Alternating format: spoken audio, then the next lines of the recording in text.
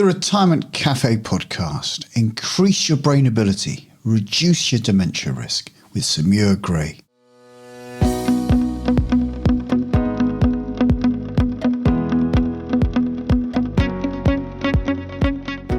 Hello and welcome to another episode of the Retirement Cafe podcast with me, your host, Justin King. If you're thinking about your retirement or already retired, you're in the right place.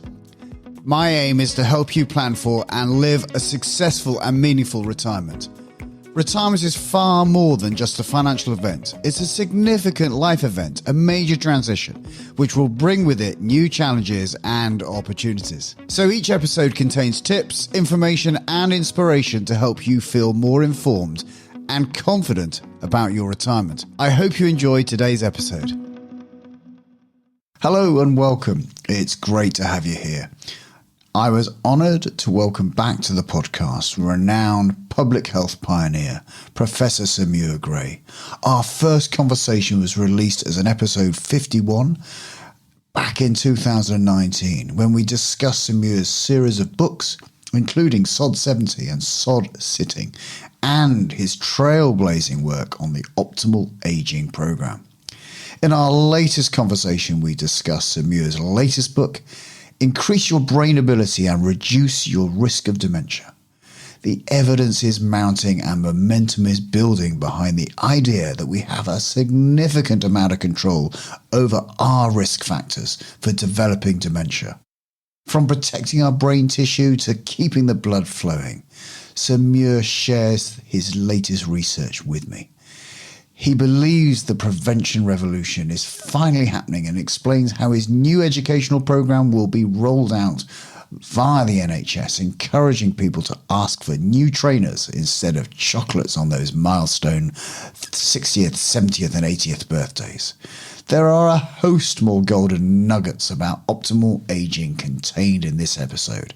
So without further ado, I hope you feel inspired and enjoy my conversation with Professor Sir Muir Gray. Welcome back to the Retirement Cafe podcast, Sir Muir Gray. Thank you very much. Yeah, really looking forward to talking with you again, Sir Muir. Now, you know, you talked about last time we chatted about that retirement word that you kind of hate so much, and you obviously are being Mr. Anti-retirement. You've definitely not put your feet up yet, have you? No, I think what's happening, and we can see this, is that a number of people are changing their lifestyle. You see, the expectation of life at 60 for people who are in a job and people with a pension is 30 years. And that's a hell of a long time. And people have no mental model in their mind what's happening to them. The old model of childhood work and retirement has gone. And a very good book called The 100-Year Life, I don't know if you've interviewed the 100-Year Life people, Yep. Saying multiple phases. So I am seeing more people changing in their 50s. And I think there's been a big move during COVID for people to chuck it in their 50s and do something new. And that's why I prefer the word renaissance to retirement. Because that's what's actually happening. And even people who retire at 65, they've got 25 years to go.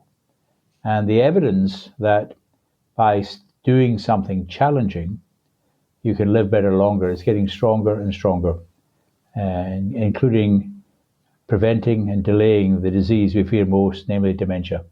Of course. So a lot's happened in the research in the last couple of years. So, you know, your statement there, of course, is this exit from the workforce, which we're all hearing about, and people just going, right, I've had enough. I'm gonna retire. But of course, retire or renaissance, you know, retire or change what to? Because of course that might not be immediately obvious to people. They might just be going, do you know what? I've had it. You know, come back to one of your books, sod it. You know, actually, I'm going to say sod it to the work that I was doing. But, yeah, sure. But then they're kind of like, okay, this long holiday extends out in front of them. And initially, of course, I would have thought that, you know, I talk to a lot of retired people or people who've left work, and they've said, you know, their to-do list is longer than it ever seems to be than when they were working. But of course, you know, it can be much more than that, can't it? Well, I think the evidence that's emerging is firstly that not being aware of what is happening, namely that what is happening to us from about 20 on, but really from 60 on, the aging process isn't very important. I don't think the aging process changes our brain at all, with the exception of minor memory slips, which are not a sign of dementia, and the exception of quick decision making in pub games or computer games. But the brain seems to be remarkably protected from aging. And the body, I see Her Majesty's backing a horse. It's absolutely wonderful. But there are three other processes taking place: loss of fitness, disease complicated by accelerated loss of fitness, and the third process is ageism, negative thinking, and well-intentioned but wrong reduction of challenge. Oh, mum, I don't want to see my mum struggling to shop, so I'll get groceries delivered to her. So I think what we understand now more clearly is that simply to sit back, people say to me, oh, if I sit back, I'll have a nice little heart attack and pop off. To which the answer is, as we say in Glasgow, listen, sunshine, that's not the way things happen. You'll probably finish up in a chair, unable to get to the toilet in time, and a bloody nuisance to your nearest and dearest. So people need to recognise what's going on, and we have an educational programme which we're planning to deliver through GP information systems for people when on their birthday. The Big Bang birthday is 60, 70, 80, with reminders once a year. It's time to ask for a new pair of trainers as opposed to another box of chocolates. Absolutely. So, start to think of birthdays as key for motivating and informing people. Yeah. So that's what's emerging now, is they need to tell people the facts of life, not the birds and the bees, or the birds and bees 2.0. That's what we're doing now. And so, how does it actually work alongside with the NHS then? How does that program? What are you seeing there? Well, the NHS is a very important service for diagnosing and treating disease, but it doesn't have a lot of spare capacity, as you can see. And what we're doing is working with the physical activity professionals and exercise physiologists. And there's about 45,000 of them, but they're all, at the moment, focused on young people with leotards and singlets. And that's very important for prevention, but they're actually very well educated to help people with long-term health problems. And what we're introducing is a national activity therapy service. So when you get a drug prescription, you'd also get an activity prescription. Brilliant. And these people become supportive of healthcare.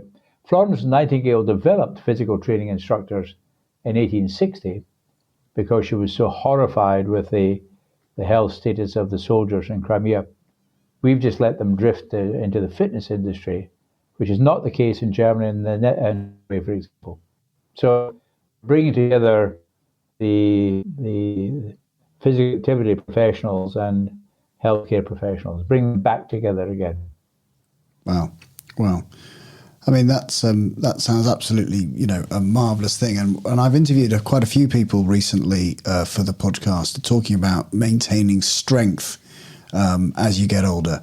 So, just making sure that actually that maybe the trips and falls are not such comprehensive, issues. Yep. really, whereas someone has a trip or fall and then ends up in a hospital bed for 3 weeks and they lose all the strength that they had in the first place, and then one problem compounds upon another.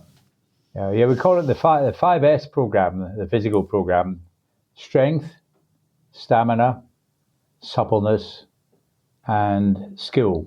And the fifth S is, what's the fifth S? Maybe sex. Psychological. Groans in the hall. So all of those can be improved at any age. But of course, now we're also looking much more at the brain and the loss of fitness on brain and mind, and how that can be prevented and then regained.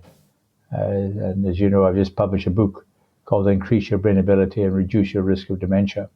So we now know that, and I was not taught this, no doctor before 2000 was taught this, that the brain can form new circuits, neuroplasticity it's called, whereas we were taught that after 20, just brain cells died off all the time. So dramatic new research about the brain and the need to challenge the brain by partly by puzzles, but more by interaction with others, having a mission, having a sense of purpose. So it's now recognized as one of the major risk factors for dementia is losing connectivity, engagement, positivity, and challenge. Yeah. And I think from my limited experience of probably the 70 families that I advise, the people who are all pretty much, 95% of them are of retirement age, but actually are all pretty much engaged in something. They have some purpose. They have some reason to get up in the morning. They are part of a community. They are maybe still part of business and entrepreneurship, or got involved in charities. And they're significantly, making a contribution. Some are volunteering, and some are doing things, in essence, a senior management role within those charities. But they definitely have significant purpose. No, I think what we'd like to do, and you're dealing with an exceptional subset of the population, of course, but we've got a learning program, so we'd like to discuss you. I'm trying to do this nationally. Have well-being planning alongside financial planning. And I'd like to reduce it nationally, probably at the age of 55. So we're starting to get some employers now talking to us, and we've got 1 or 2 employers signed up. But it'd be very nice to do it with your group of 70. As I say, they're probably 3 standard deviations from the mean and where they are in terms of thinking about the future and planning anyway. But I think they would find it useful, and it gives them an intellectual framework about the 4 factors: aging, fitness, disease, and the ageism, these 4 factors and how they interact. But so this is one of the major things I'm doing without success at the moment, is getting well-being planning alongside financial planning. And is this the Learning with Experts course? Yes. Right. Okay. So where did the idea of that come about? Well, I came to the conclusion that we discovered the elixir of life called knowledge, and it was consumed by learning. And then I met Learning with Experts, and they told me about the 4th education revolution. This is Anthony Seldon's theory, no, not theory, principle. That the 3rd education revolution was the internet, but the 4th education revolution is people learn more from other people than they do from the expert. So if we took your 70 people, supposing you were an employer, but we could do it with 7,000 or 7 million, we'd probably group them into groups of 20. And people like meeting other people, and they're very open with other people who they're not going to meet face to face. If you got a group together all in the same village, you're a bit cautious speaking about problems because you might meet them in the co-op the next day. But I think your people would really enjoy meeting others and talking about the workshops and say, well, this is what I found, and why don't you do that, and why don't you try that? So that's the 4th education revolution. Brilliant. It's the group. Or we think about 15 to 20 is the right size for a group. And what would be the real outcome of the course? Be understanding that aging by itself is not a cause of major problems, right? And that there's a lot you can do to prevent and delay the problems we fear most, namely dementia, frailty, inability to get to the toilet in time, and social care, and the need for social care. That's what people don't fear cancer in the same way now.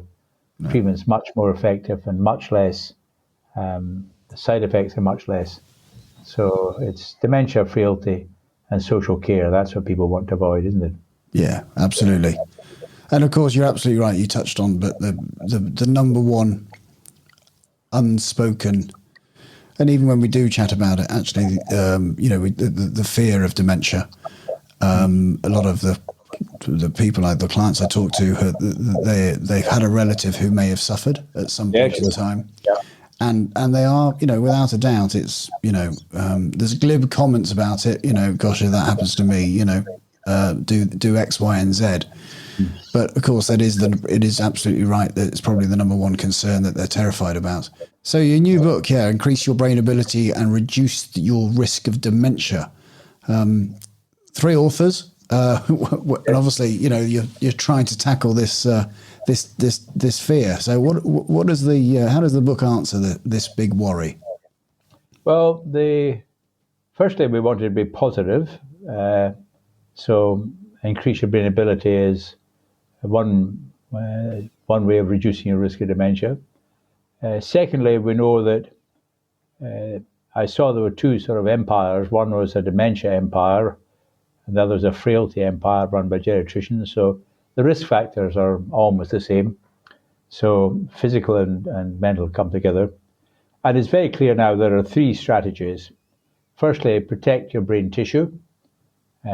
Sleep well, control stress, don't take too many drugs, including those prescribed by the medical profession.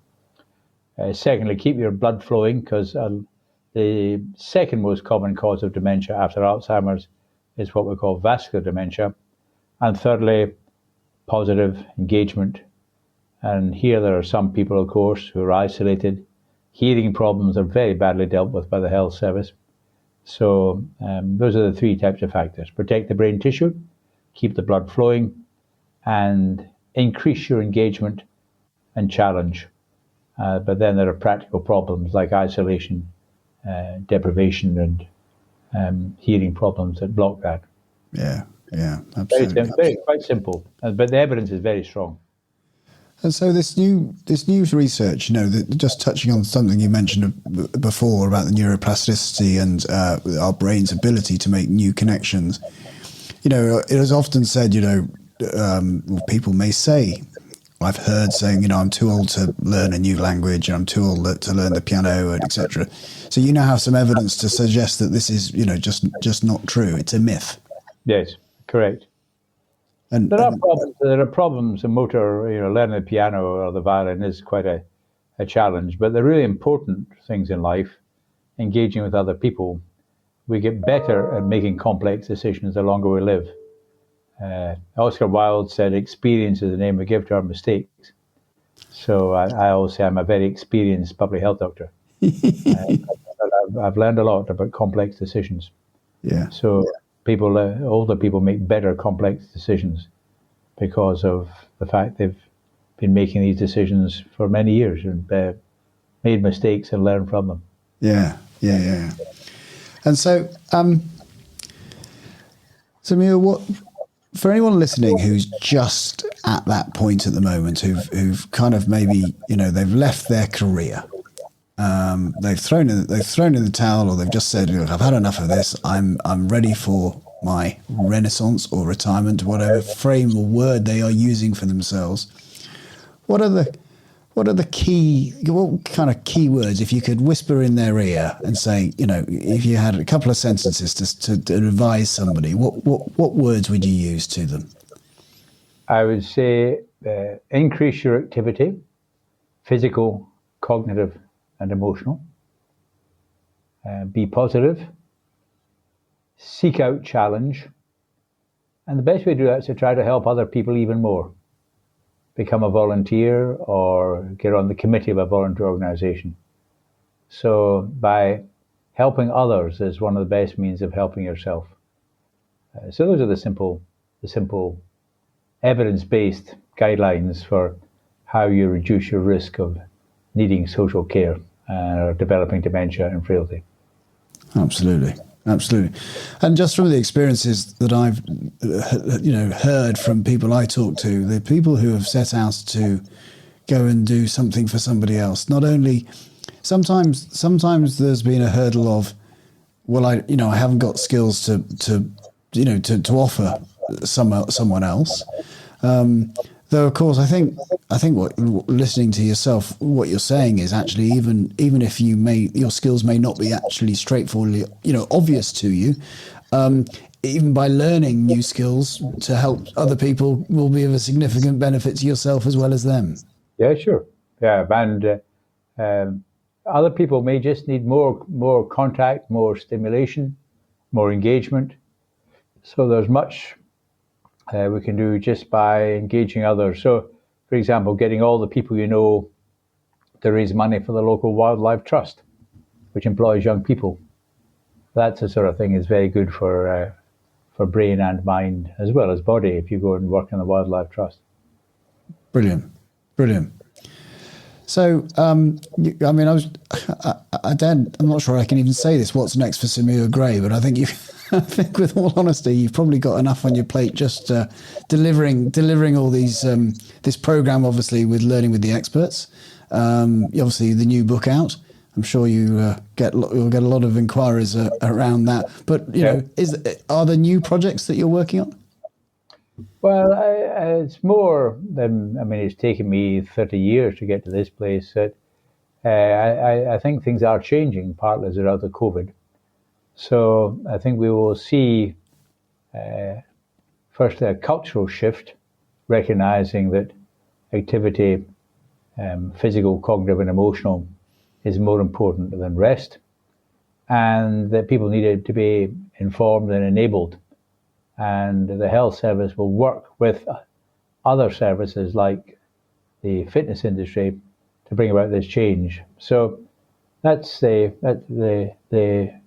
mission that we're working on at the moment. But I am seeing rapid change taking place now. And the Department of Health will be launching a major dementia strategy in a month or two. And prevention will be part of that for the first time. Brilliant. So the revolution is happening. Fantastic. So where can people find out all about this great work that you do at the moment? Two websites. One is called livelongerbetter.uk and the other is called reduceyourriskofdementia.net. Fantastic. Well, we will put links to those in the show notes.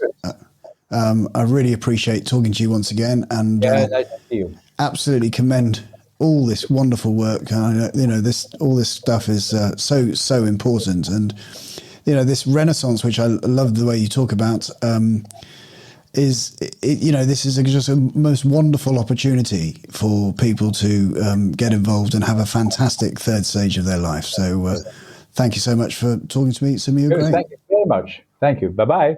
Bye-bye. A massive thank you once again to Professor Sir Muir Gray for taking time out from his immensely busy schedule to join me and spread the message of optimal aging. As always, head to the show notes on your preferred podcast player or on our website at theretirementcafe.co.uk for links to Sir Muir Gray's various websites and his books. As ever, if you've enjoyed this episode, please do leave us a review on Apple Podcasts, as it really helps more people like you find us. And for more interviews and retirement planning videos, you might want to check out my YouTube channel. Just search for Justin King MFP, or you could click the link in the show notes and you'll take you straight there. Until next time, I'm Justin King, helping you feel more informed in your retirement.